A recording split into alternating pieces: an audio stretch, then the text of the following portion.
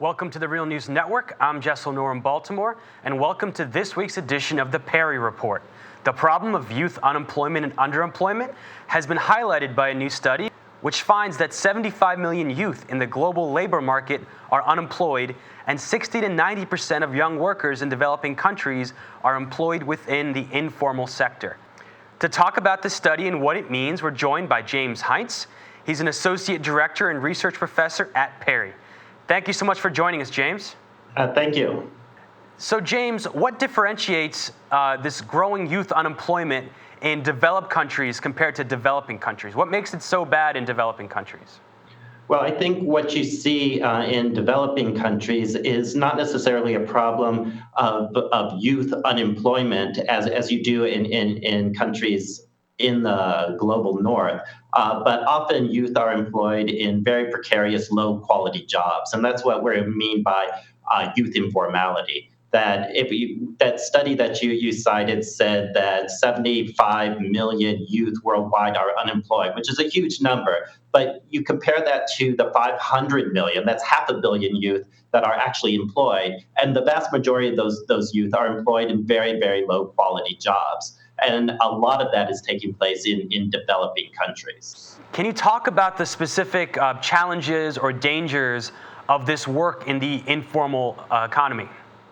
Well, it's very low quality jobs, and often youth are employed in those jobs, even though they're much higher. They have much higher qualifications than those jobs actually demand. And so, I mean, to give a really graphic example, in 2011, a young fruit seller in Tunisia, his name was Mohammed Bouazizi, committed suicide, and that suicide set off all the riots that led to the Arab Spring. So it destabilized the entire country of Tunisia. So these tensions of being excluded, economically excluded, and excluded for a long time from productive employment or realizing your own potential can have dramatic consequences. Now, what are some policies that would help young workers integrate into the formal economy and raise their living standards?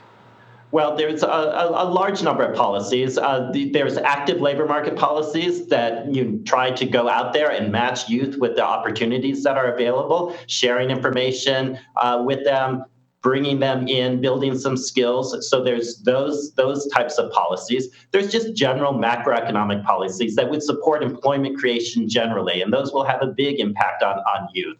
Nowadays, we're seeing a move towards austerity types of programs and cutbacks to government spending, which will have the reverse effect. And there's straightforward incentives that you can give to employers so that they will be more likely to hire young workers compared to the rest of the population. And so that could also address the asymmetric unemployment problem that youth face. I think the big issue, though, is that youth don't have a lot of political voice. They don't have a lot of power. They're excluded from traditional bargaining situations. They have very low rates of unionization. And so they're often ignored in terms of policy formulation, or they're seen as, being tossed a small bone in terms of the overall employment challenge that many countries face. So you mentioned Mohammed Bouazizi, who helped spark the Arab Spring in Tunisia. And since the Arab Spring started, we've seen global protests, waves of protests across the world ever since then, now spreading to Brazil, Turkey, and elsewhere. How much of these global protests have been fueled by these same policies, this hopelessness that a lot of youth face? Well, I think there's a real feeling of growing exclusion from the global economy, especially among the young population, a lack of attention to these concerns. The fact that, the Wall Street firms get bailed out while youth unemployment, youth issues are totally sidelined in the discussion, or programs that have supported youth in the past are now being cut. In terms of global youth unemployment issues, in the United States, for instance, the unemployment rate among youth, and this is 16 to 24 years old, is about 16.2%. So it's about twice the national average for the U.S. If you look at countries like Greece and Spain that have been really hard hit by the austerity programs, youth unemployment is over 50%. So the level of exclusion these days is very extreme. And I think that's fueling a lot of frustration and is fueling political mobilization, although the political mobilization doesn't seem to be necessarily shifting policy yet. And finally, are there examples of forward-looking policies that countries have adopted that have actually improved youth employment?